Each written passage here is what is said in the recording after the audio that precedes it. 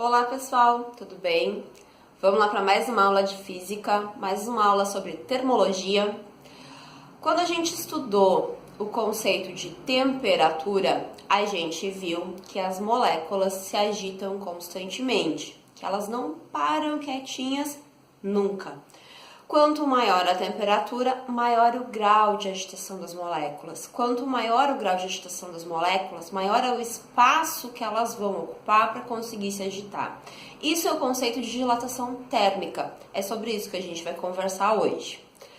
Então, dilatação térmica é aquela distensão, aquele aumento que o material vai sofrer quando ele sofre um aquecimento. Esse aumento, essa dilatação, ela não acontece com todos os materiais. Tem alguns materiais que vão ser deformados, outros vão mudar de estado. Então, esse aumento ele acontece melhor com aqueles materiais que são bons condutores de calor, em sua maioria, não como uma regra fixa. A dilatação consiste em quê? Quanto maior a temperatura, maior vai ser o espaço ocupado por esse material. Um exemplo clássico é o do trilho de trem. Quanto mais quente está o dia, mais comprido vai ficar esse trilho do trem. Por quê? As moléculas vão se agitando, conforme elas vão se agitando, elas vão ocupando um espaço maior. Para elas ocuparem esse espaço maior, elas vão empurrar a molécula seguinte mais para o lado, que vai ocupar um espaço maior, que vai empurrar a outra, e o trilho do trem vai se dilatando.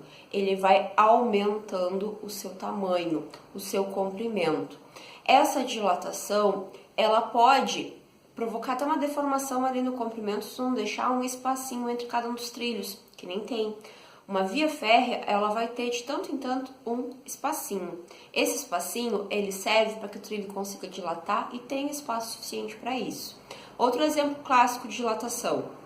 Como é que eu faço para abrir um vidro de conserva? Um vidro desses aqui que tem uma tampa de metal. Esse aqui, no caso, já foi aberto, por isso que ele tá fácil de abrir.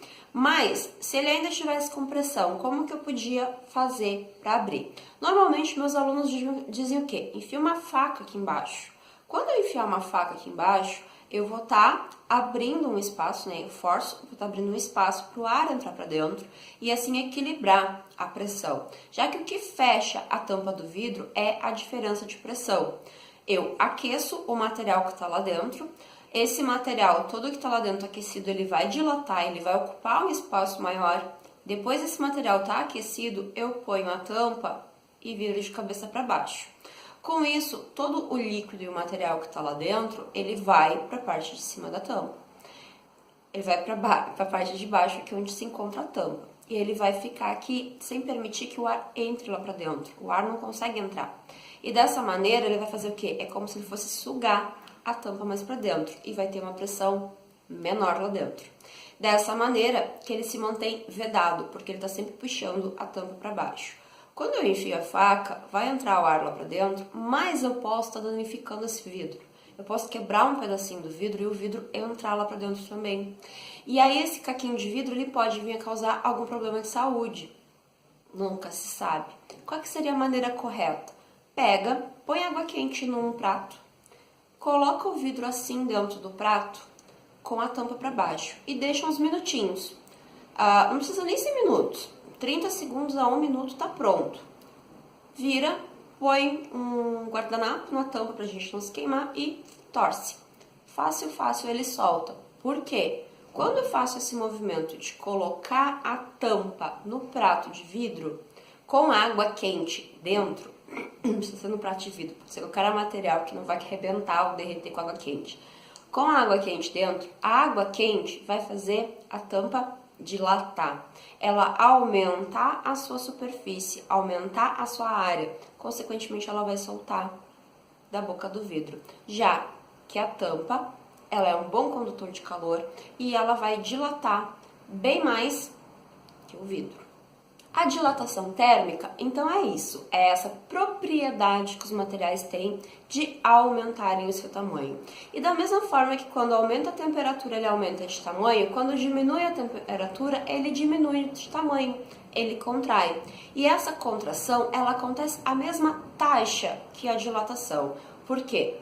Para que eu tenha tanto a dilatação quanto a contração, a gente faz um cálculo muito simples, baseado no coeficiente de dilatação linear. Esse coeficiente de dilatação linear, ele é uma característica própria do material.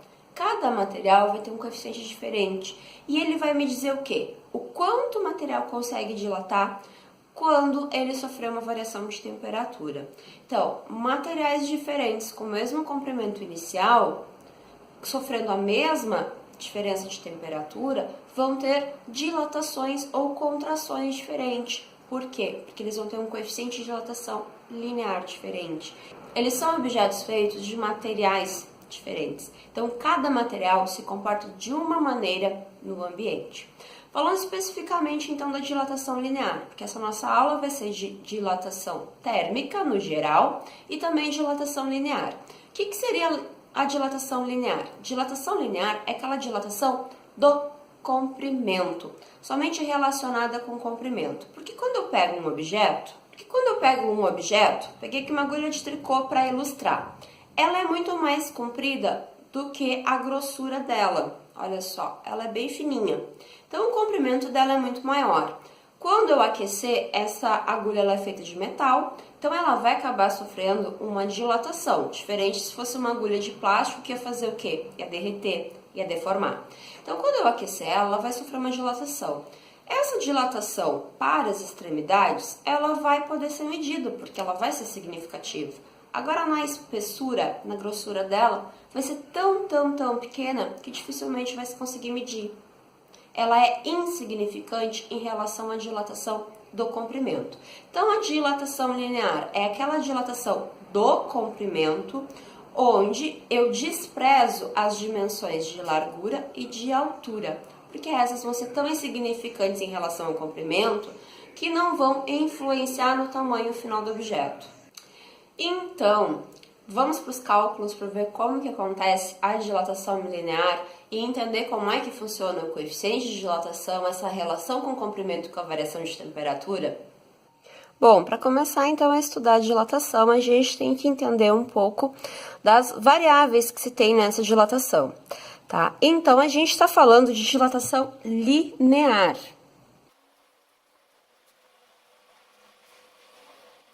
Então, a gente está falando de dilatação linear.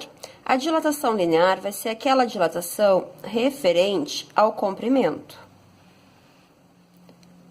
aonde eu vou ter sempre um comprimento inicial que eu chamo de L0. Então, L0, comprimento inicial.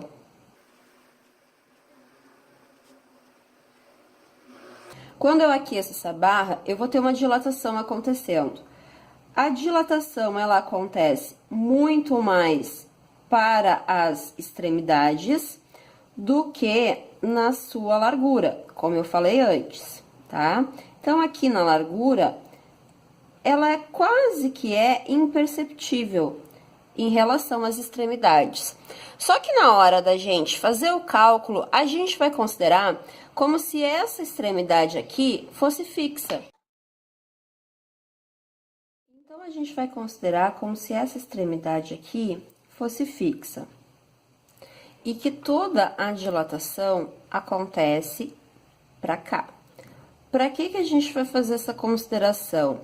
Para ficar mais fácil de localizar o ΔL. Quem que seria o ΔL? O ΔL é a variação do comprimento. No caso, é a nossa dilatação linear.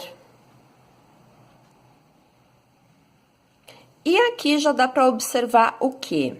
A soma do L0 com o ΔL vai me dar o meu comprimento final. Então, eu vou ter como comprimento final daqui até aqui. Vai ser o L. Então, o L é o comprimento final. Então, aqui a gente tem a primeira fórmula da dilatação. L, o comprimento final, é igual ao L0 mais ΔL. Só que a partir dessa fórmula a gente pode montar outra. Como que eu faria a montagem dessa outra? Passo esse ΔL para o outro lado, matematicamente, então, a gente inverte o sinal, conserva o L0 e passo o L para o outro lado com o sinal contrário. Multiplico isso aqui tudo por menos 1, eu vou ficar com ΔL igual a L menos L0. Só passei o L que vai estar positivo para frente e o ΔL para trás. Com isso, a gente forma uma importante relação matemática muito usada na física. Toda vez que eu tiver o L, ele representa variação. Variação do quê? Variação daquilo que está do ladinho. Nesse caso, variação do comprimento. E a variação do comprimento, ela vai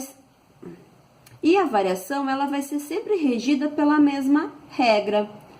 O final menos o inicial.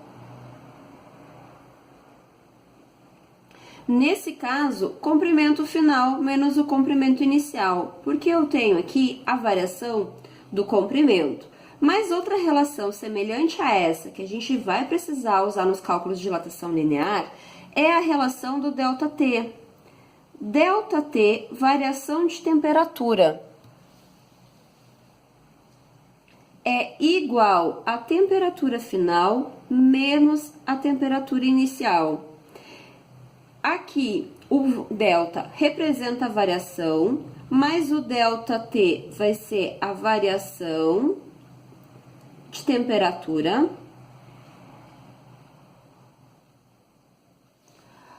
O T sozinho vai ser a temperatura final.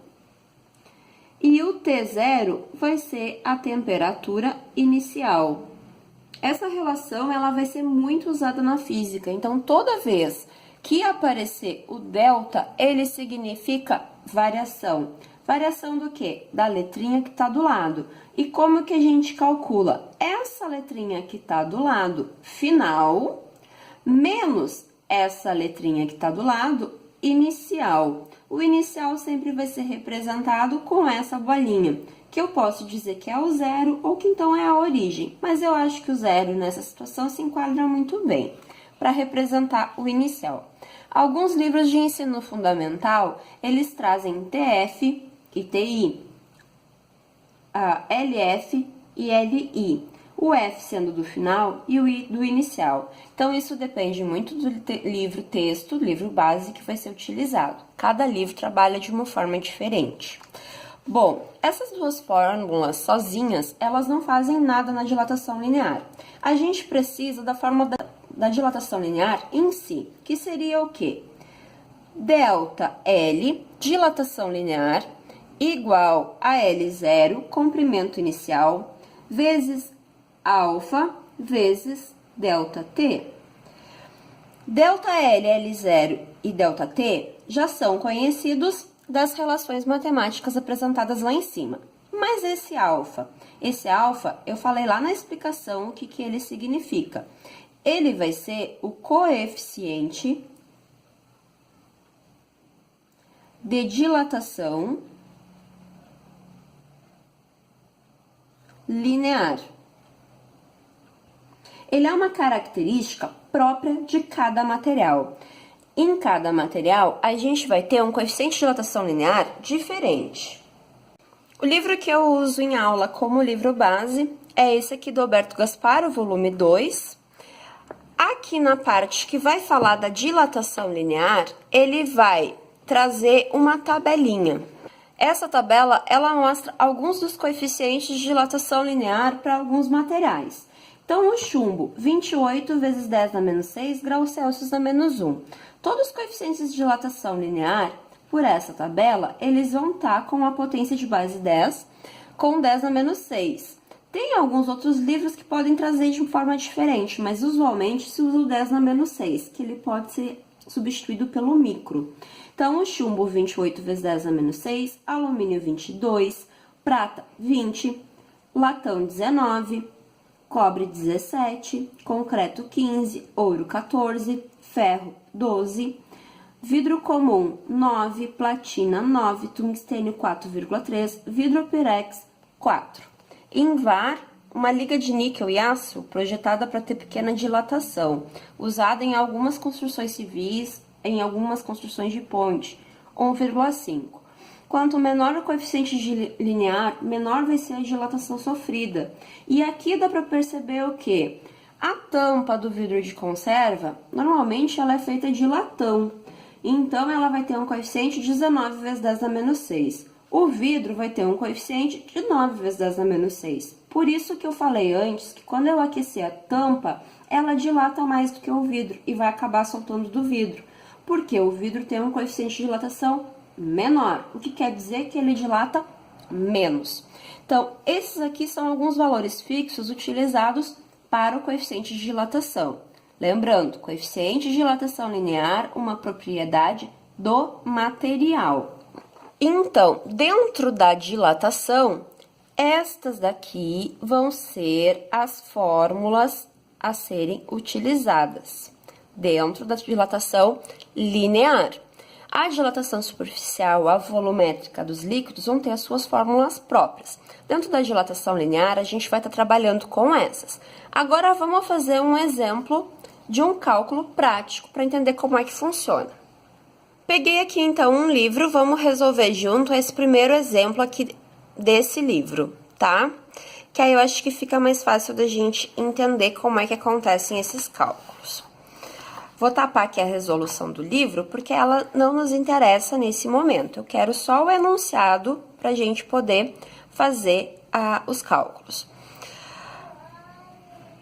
Uma barra de ferro homogênea é aquecida de 10 graus Celsius até 60 graus Celsius.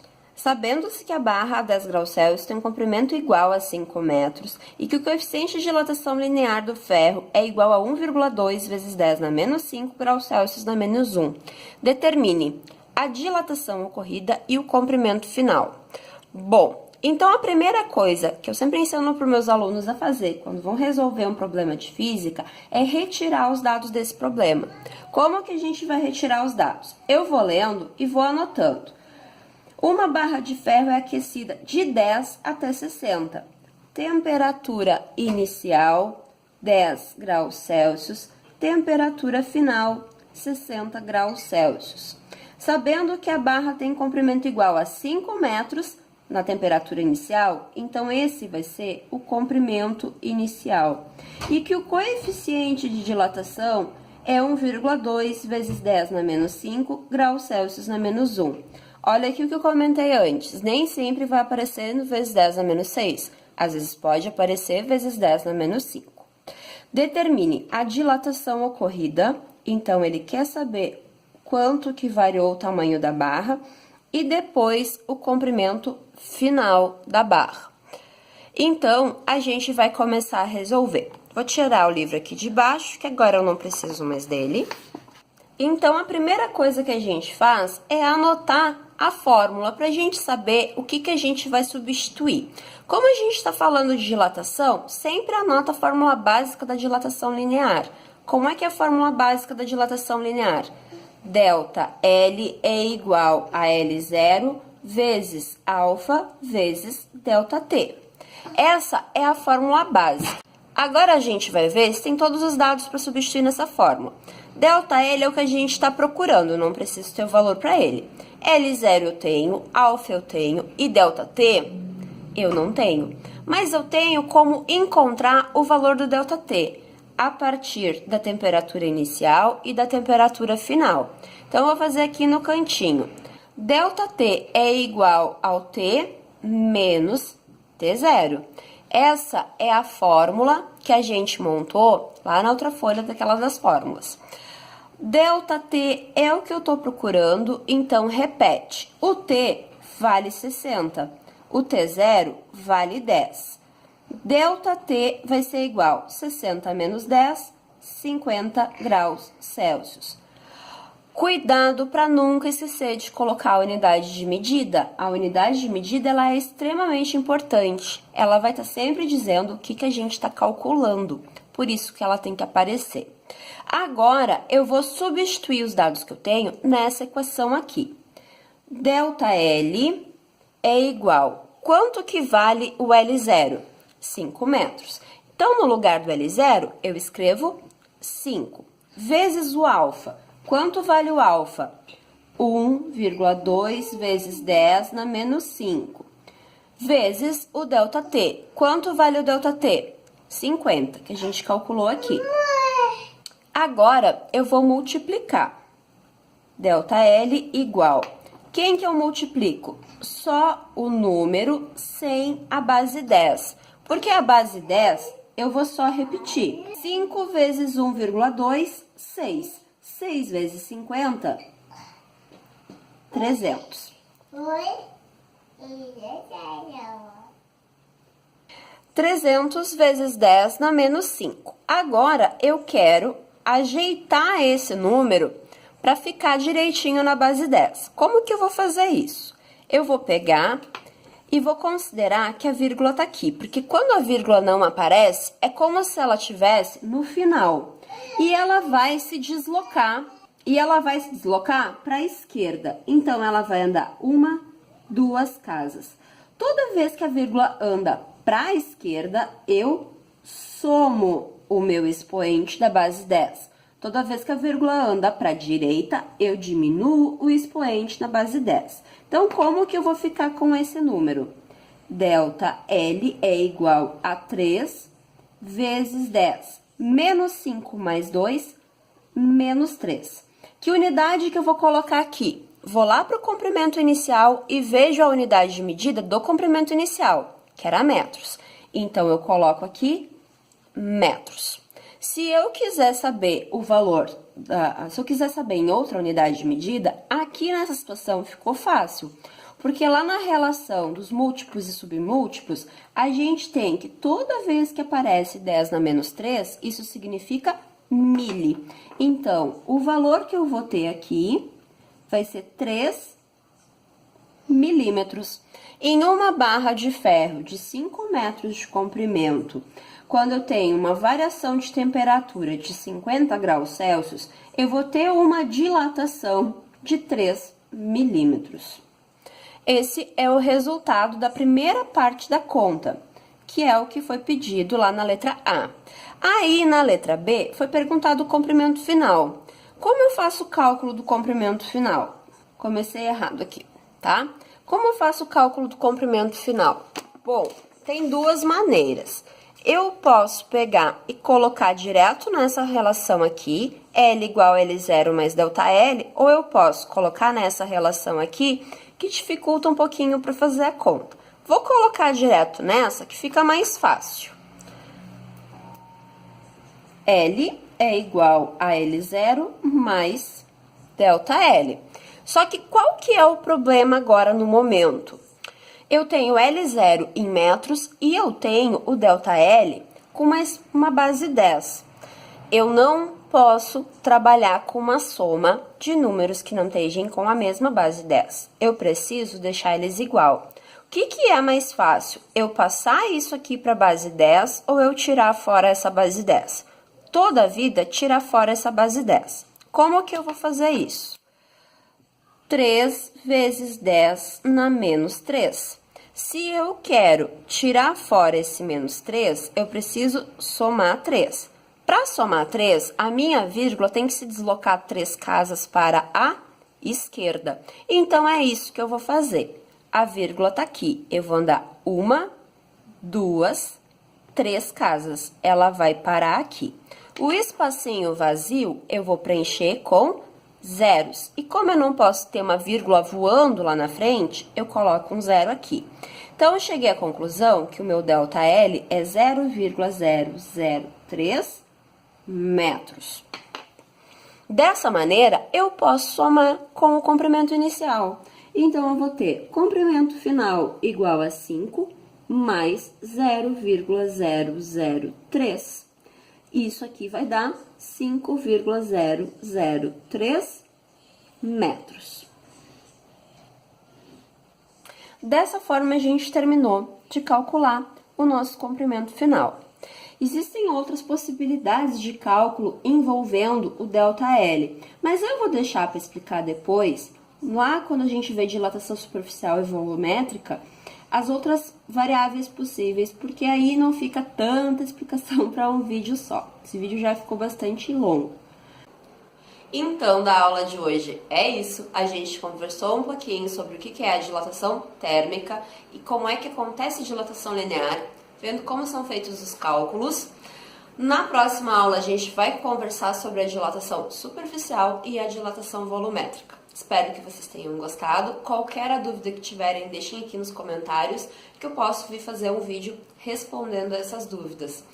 O que der para responder no comentário direto eu já faço ali, mas o que precisar de uma explicação mais falada, a gente responde depois num vídeo especial sobre isso. Se você gostou, deixe seu curtir, se inscreva no canal para apoiar, para mostrar que tá valendo a pena gravar esses vídeos. E até o próximo vídeo. Tchau!